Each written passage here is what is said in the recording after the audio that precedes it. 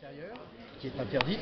Donc ça change véritablement les périmètres de la course et ça promet encore une fois de l'incertitude sportive et une vraie bagarre dans la compétition, dans toutes les compétitions, que ce soit en moto, en auto ou en camion. On a le sentiment cette année finalement que vous nous parlez plus de sport que de paysages extraordinaires que le Dakar va traverser. Les paysages ils sont toujours beaux là-bas, ça c'est une constante, ça bouge pas. Donc c'est vrai que je vous parle de sport, mais les pays qu'on va rencontrer, qu'on va redécouvrir, parce qu'il y a tellement de choses à faire là-bas, on pourrait tracer tellement de Dakar sur tellement d'années, donc il y a beaucoup de potentiel à exploiter en termes de paysages, de tracés, de spéciales, d'étapes. Là, on n'en a pas parlé, mais la semaine prochaine, vous aurez la communication sur l'ensemble des étapes du Dakar.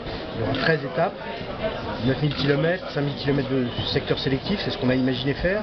Et vous allez voir qu'il y a beaucoup de nouvelles étapes sur les tracés des pays du Dakar 2015. Il y a aussi des mythiques, on va dire. Alors ça, c'est le vrai mythe, c'est vrai, on peut le dire, parce que Peugeot a écrit des très belles pages de l'histoire du Dakar. C'était les années 87-90. Les années 87-90, c'est 4 participations, 4 victoires, rien que ça, avec 3 victoires pour Vatanen, si vous vous en souvenez. Vous étiez tous trop jeunes, mais moi je me souviens.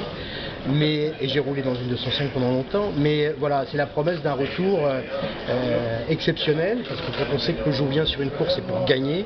Et j'imagine avec des très très bons pilotes, des budgets associés à une compétition relevée. Et donc on va avoir un plateau dans la compétition auto certainement extrêmement intéressant à suivre pour cette édition 2015. Alors justement, les pilotes qui seront présentés cet après-midi en avant-première. Alors il faudra leur demander, ça sera déjà pas moi, parce que j'ai cassé plus de 205 que j'en ai amené au bout, mais plus sérieusement, non, je vais leur laisser la primeur d'annoncer leurs pilotes, sachant qu'on a parlé de beaucoup de noms, on a parlé de Carlos Sainz, de Peter Hansen, et je crois qu'il y a d'autres surprises qui vont s'ajouter à celle-ci. Je ne sais pas si cela sont déjà confirmés, on le saura dans une poignée de minutes, mais encore une fois, on est très content de leur retour et d'avoir une grande marque française associée au Dakar. C'est un vrai bonheur pour un organisateur, parce qu'on sait qu'il y aura forcément une médiatisation associée et des moyens pour que la course soit belle. C'est primordial pour que le Dakar continue à vivre finalement, que des marques françaises... Alors je vous rassure, le Dakar il vit très bien déjà. On a 430, 450 véhicules d'une année à l'autre dans l'ensemble du plateau. Ça fait une population de 760 pilotes, faut imaginer les copilotes. Donc c'est le plus grand rallye du monde qui existe depuis 1979, une seule année d'interruption durant toutes ces années. Et toutes les grandes usines qui existent sont venues courir sur le Dakar.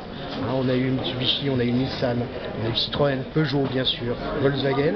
Et là, le retour de l'une d'entre elles, c'est vrai que ça fait du bien, parce qu'encore une fois, ça veut dire que le Dakar fait du sens, fait de l'intérêt pour ces grandes écuries. Et on est très content de les voir revenir avec des moyens pour gagner. Et le Dakar continue à s'appeler le Dakar même maintenant. Et le Dakar s'appelle le Dakar parce que le Dakar il est unique, il ne peut pas s'appeler autrement. C'est la course extrême de sport mécanique. Et quand vous allez en Bolivie, quand vous allez à Buenos Aires, les gens vous parlent du Dakar, ils sont appropriés à la fois l'événement et la marque, et ça fait la grande richesse de cette épreuve.